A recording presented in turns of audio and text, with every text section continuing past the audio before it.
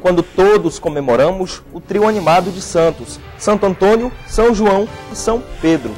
Mas é neste mês também que paramos para lembrar de duas outras datas importantes. A primeira está bem próxima e já acontece amanhã, dia 12. É o dia de Pentecostes, evento religioso que reúne uma multidão de cristãos para celebrarem esta data. A outra data, não menos importante, é lembrada por mais de um dia. É a Semana de Combate ao Trabalho Infantil, quando o que está em jogo aqui não é a religiosidade, mas a luta de cada um no combate a esta prática criminosa. Hoje o Bandicidade Entrevista será dividido em dois temas. No primeiro bloco vamos falar sobre a Semana de Combate ao Trabalho Infantil e no segundo bloco sobre o dia de Pentecostes. Quem está aqui no nosso estúdio agora é a secretária executiva, da Secretaria Estadual de Assistência Social, doutora Graça Prola. Doutora, bem-vinda ao Bandicidade pela segunda vez. Boa tarde, Rômulo. É com satisfação que nós estamos aqui novamente. Doutora, em relação a essa Semana de Combate ao Trabalho Infantil, como é que realmente ela acontece e como a sociedade pode participar? Na verdade, nós estamos trabalhando desde o dia 6, segunda-feira que passou, quando fizemos o lançamento da campanha, juntamente com o Ministério Público do Trabalho, e aqui um agradecimento especial à equipe da Procuradoria, que tem garantido todas as ações do Fórum Estadual de Combate ao Trabalho Infantil, do qual nós fazemos parte. A SEAS faz parte.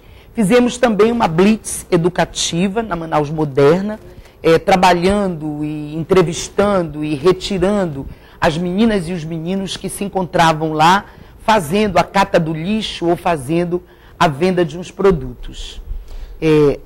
Doutor, em número, como é que está o cenário do trabalho infantil aqui na capital?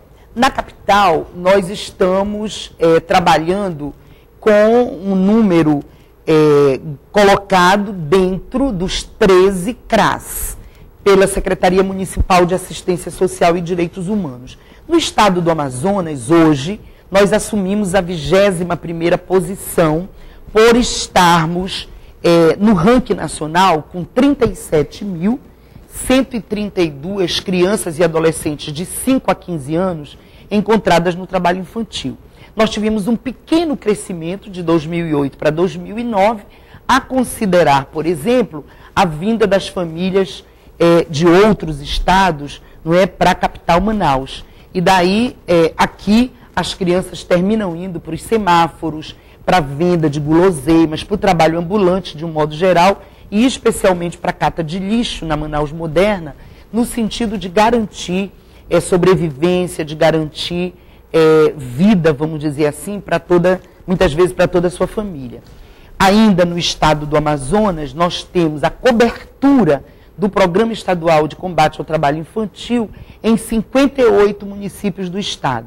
Apenas 4 é que não tem o coletivo, é que não tem o trabalho socioeducativo com meninos e meninas encontrados no trabalho infantil. E a senhora me citou aí que teve um pequeno aumento. Acréscimo, foi. Querendo ou não, é um aumento que a gente deve levar em consideração, né, doutora? Em relação ao trabalho da SEAS, nesse setor, nesse segmento aí de tentar combater o trabalho infantil, a maior dificuldade está aqui na capital ou está no interior? Olha, na verdade, na capital nós temos uma realidade que é urbana. É a ida dos meninos para a rua, estar nos semáforos, nas feiras, nos supermercados, fazendo esse tipo de trabalho. Nós temos ainda um dado que é invisível muitas vezes, que é o emprego doméstico, por meninas especialmente menores de idade. Esse ainda é uma situação grave aqui em Manaus, mas ainda é de muita invisibilidade, eu diria. No interior do estado, a grande maioria dos meninos encontrados em trabalho infantil são na agricultura familiar ou no trabalho com a família, na farinha, na roça, na pesca, que é, na verdade, um trabalho que prejudica principalmente a permanência e o sucesso escolar. Mas isso no interior, doutora, no interior deve ser encarado mais, essa situação do filho ajudar o pai, por exemplo, na roça, no interior deve ser encarado também como trabalho e como exploração do trabalho infantil? Sim, claro. Com certeza absoluta, é uma forma de trabalho infantil e que se caracteriza de uma certa forma exploração. Porque normalmente as famílias deixam a vida na cidade, onde o menino estava na escola, etc., vão para a roça e naquele período os meninos terminam não frequentando a escola e abandonando a escola. Então, isso é grave e a gente pede às famílias, principalmente da zona rural, que possam trabalhar com a Secretaria de Educação do município, no sentido de que esse menino possa ter garantida a vida escolar. E segundo dados da própria Secretaria de Assistência Social do Estado, a prática criminosa do trabalho infantil é agravada por diversos fatores. Muitas vezes as crianças vão para as ruas e semáforos para tentar ajudar a família em casa a ganhar um dinheirinho extra. Outra situação bastante agravante, essa ainda mais vergonhosa e criminosa, é aquela prática do trabalho infantil estimulada pelos próprios pais, quando a criança é explorada dentro da própria casa. Na reportagem que nós vamos acompanhar agora com o repórter Iano Sérgio, a gente vai ver uma sequela que ficou em uma senhora que hoje já tem mais de 50 anos, mas nunca esqueceu que foi explorada dentro de casa. Dona Creuza conhece bem o mal que o trabalho infantil pode causar à criança. Aos 9 anos de idade, deixou os pais no interior para morar na capital, na casa de uma outra família. Eu lembro como se fosse hoje. Eu era uma criança quando fui submetida ao trabalho infantil doméstico. E fui explorada, e espancada, e humilhada. Foi terrível, isso aí foi uma parte da minha infância que foi destruída. O uso sistemático de crianças nos afazeres domésticos é considerado a pior forma de trabalho infantil. Também é a mais difícil de ser combatida, justamente porque passa quase que despercebida dentro de milhares de lares no Brasil. O Ministério do Trabalho e Emprego tem números que denunciam a exploração de crianças no estado do Amazonas. No ano passado, foram registrados 168 casos. Neste ano, já são 90 ocorrências, mas nenhuma delas denuncia o trabalho infantil doméstico. Os casos denunciados são, em grande parte, de trabalho informal, executado nas ruas das cidades. Apesar de ser considerado um crime, o Ministério do Trabalho admite que não tem como fiscalizar se a criança está servindo como mão de obra em casas de família. A principal dificuldade é de poder fiscalizar as residências, dizer que são inúmeras as residências. Então não temos esse poder de polícia de entrar numa casa e de poder fazer as fiscalizações. Esse é um trabalho ilícito, né, e que o empregador poderá ser responsabilizado na esfera civil como também na esfera criminal. Além do pagamento de todos os direitos de qualquer trabalhador, apesar daquele ato ser nulo, ele também vai estar, o empregador ele poderá ser responsabilizado por danos morais e materiais causados à formação psicológica, moral, até a formação física daquele menor ou adolescente menor de 16 anos. Esta menina, Índia Satere Maué, foi resgatada de uma casa na zona norte de Manaus porque fazia trabalho escravo. Os patrões prometeram à família que dariam emprego e estudo à jovem antes de tirá-la da tribo. No mês passado, a babá de apenas 13 anos de idade sofreu abuso sexual do ex-marido da patroa. O crime foi gravado por câmeras de circuito interno da casa.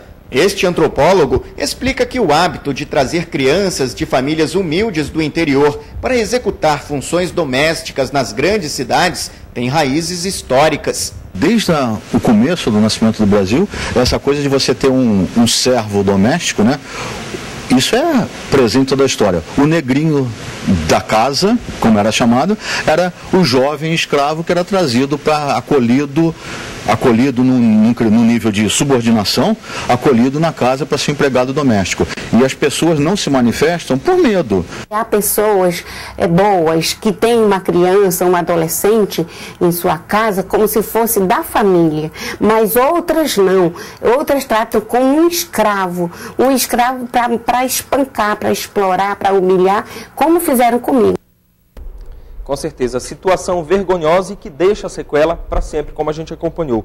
Doutora Graça, a Secretaria ela tem um trabalho de recolhimento de crianças e adolescentes que moram e até mesmo trabalham pelas ruas da cidade, em semáforos. Nossa equipe já até acompanhou alguns desses trabalhos.